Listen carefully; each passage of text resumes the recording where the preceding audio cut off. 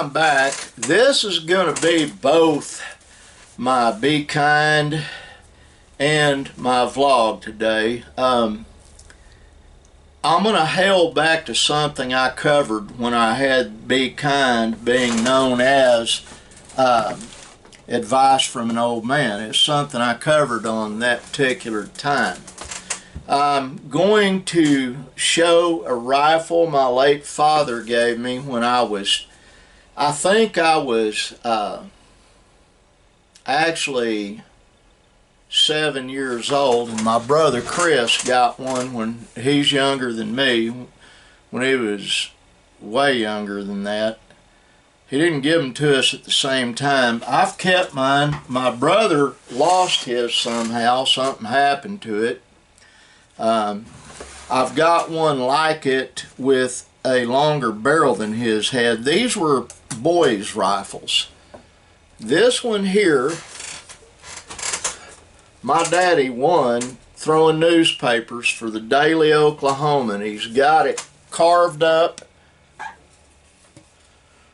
You can see all those little notches and stuff, and there's little notches like a gunfighter around the butt of it. The old gun has had better days. You know, mountains on it. Let me put it back down. My left arm is killing me today. Linda and I we ate lunch at our favorite place, and I had a tried eating left-handed again. Something happened. My arm's not working. This morning, about 9 o'clock or thereabouts, so I can tell you exactly here just a second.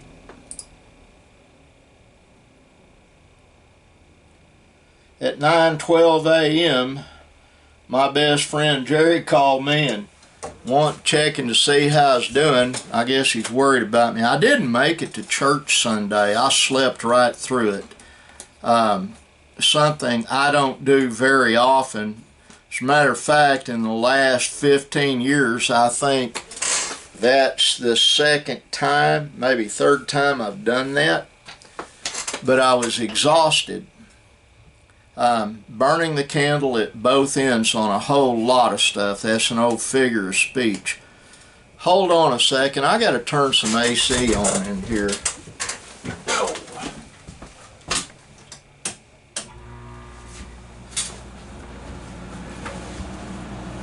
It's a tad warm in here. It's like 80 degrees outside, and probably close to that in here.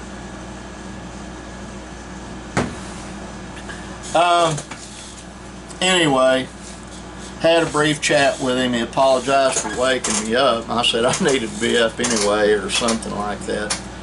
The bottom line is all the activity I've been involved in lately is just draining me physically. Today my son Bo gets off at 2 o'clock. He'll come home and we'll take my son Nick's Suburban back to him, and then Brandon will be out cleaning up around here. It's not getting done fast enough to suit him. Really not getting done fast enough to suit me either. And I've only got the dumpster for 2 weeks. Now, getting back to the rifle. My dad won that when he was 11 years old throwing newspapers. I'm his firstborn, so he felt like he needed to give it to me, and he did. It used to have a scope on it, which is no longer on it, and it was a type of scope that you screwed to the barrel. There's the screws right there to screw it to the barrel. I thought about getting one. I still sometimes shoot the gun. I mean, it's dead on accurate. So I'm going to relate a story from when I was little. I was probably 10, 11 years old, something like that. My brother Chris and I basically were on our own, even though my late birth mother tried her best to be a good mother. She failed in a lot of ways. not casting aspersions on her. It's just a fact. But it was one of those occasions that I needed to go get some meat. So I walked to the woods. That gun would break down. I had a little pocket knife that I would, well, as a matter of fact, I still got it some here in one of these drawers. I'm not going to dig it out. It's a Barlow pocket knife, folded closed. It's about that long, open, it's about like that, and had the old hook bill blade on it, but it fit just right on this screw right here to unscrew the barrel off of the stock. And I had a gun bag that I actually made when I was a kid. There was a guy that had an archery shop, and he had a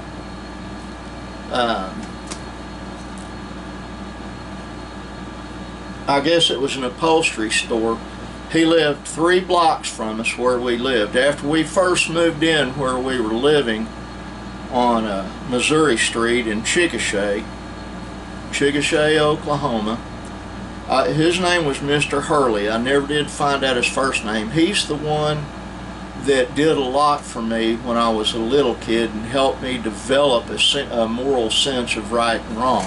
That, my grandfather, Virgil Lance. My dad wasn't around at that time. My late father, basically my mother threw him away. I mean, that's the best way I can describe it. But getting back to the subject at hand, I took that rifle, I'd break it down, I'd put it in the gun bag I had, and I had a bunch of .22 shorts that Mr. Hurley sold me. They're a lot shorter than a standard .22 shell. I don't know if I've got any in here or not. I can look and see, but I doubt it. I've got some in the house, but they're half the size or 3/4 the size of a .22 long rifle. That little gun will shoot anything .22 except .22 Magnum. Anyway, I grabbed the gun, put it in a bag with some .22 shells, and I walked to my favorite place in the woods. It was about almost 2 miles from our house. And I cut through alleys. I didn't go down any main streets. I didn't want anybody to see me. And I made it to the woods. Now, I'm not asking you to feel sorry for me when I was a little kid. Our shoes, we used cardboard to patch the holes in the bottoms of our shoes, and our pants were all patched at this point in my life. To say we were impoverished was a gross understatement. But anyway,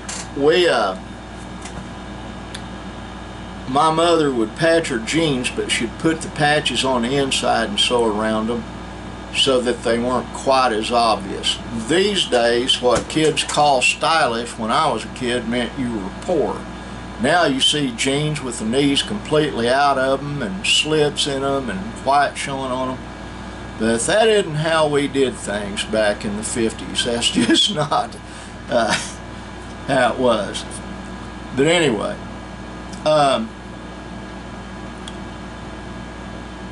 I carried that gun out into the woods.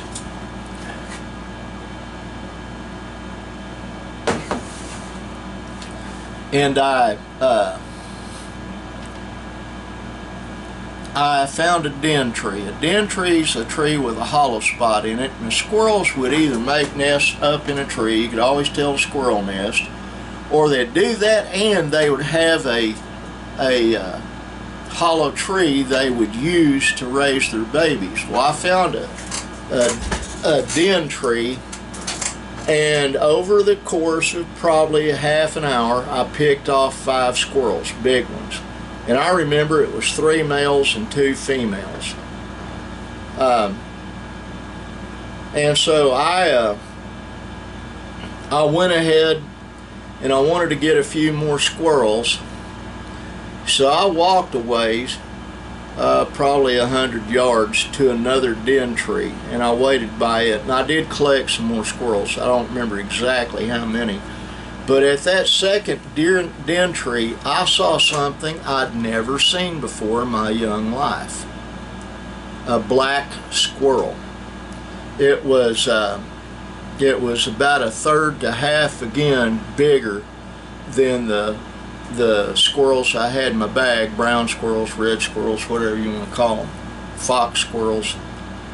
This thing was jet black, no white on it anywhere, and it was up in a tree, and I couldn't bring myself to shoot it because it was so unusual. And it was the only one I've ever seen before or since.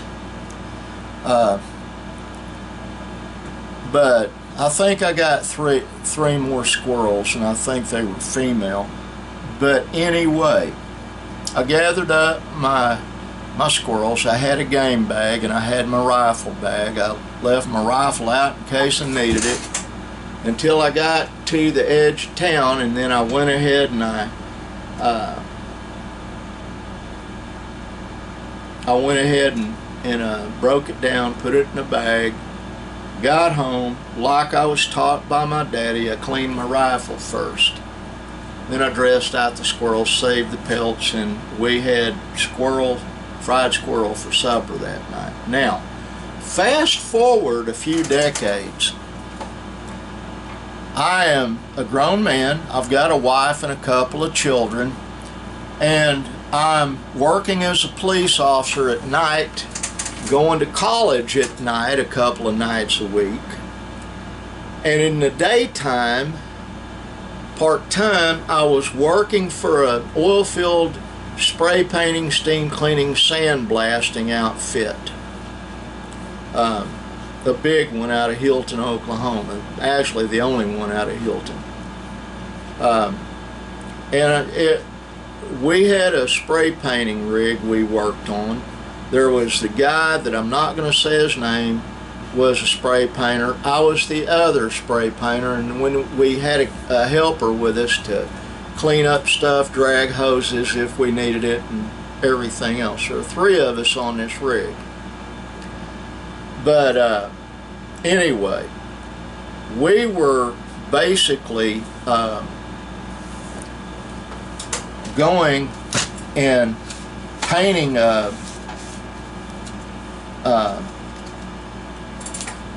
pump jacks. What in the world? I got a piece of something, I don't know what it is. I got distracted, sorry folks. We were painting these pump jacks, you know, horse head pump jacks. Do that to pump oil out of the ground.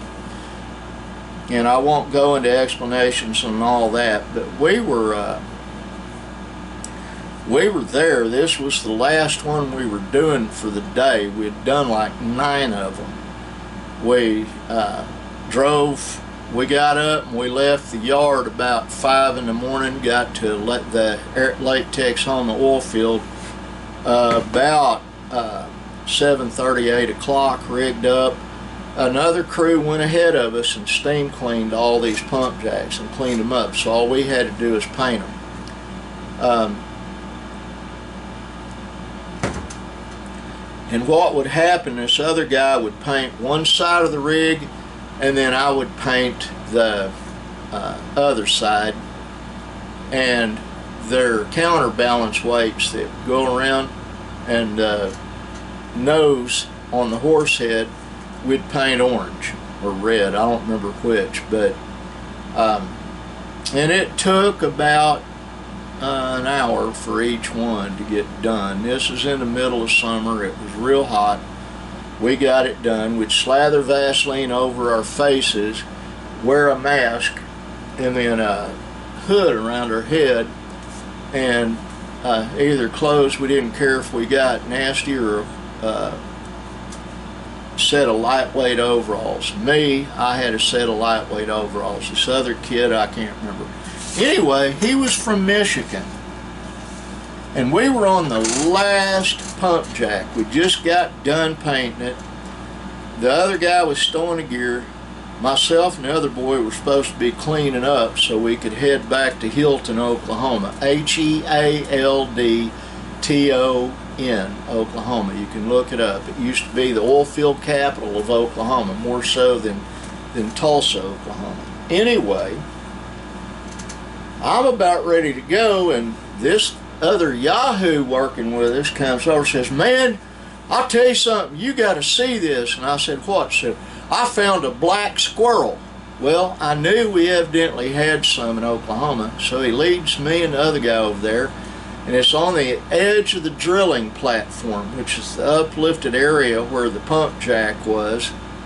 There was a bunch of shrubbery, and there in that shrubbery was a mid-sized skunk. It's one of the ones that was black on top, and it had the gray and the speckled parts on the bottom and a few spots on the back. It wasn't a civet, it was a skunk, but it was unusually marked. But I knew what it was, big bushy tail, and it was digging grubs up to eat or something. Anyway, this guy goes over, tries to pick it up. The other boy and me backed up. We knew what was going to happen, and that skunk sprayed him down. I mean, there was a cloud of yellow. He hit him so hard. And the other guy couldn't breathe. I mean, it really had him messed up. He was choking up.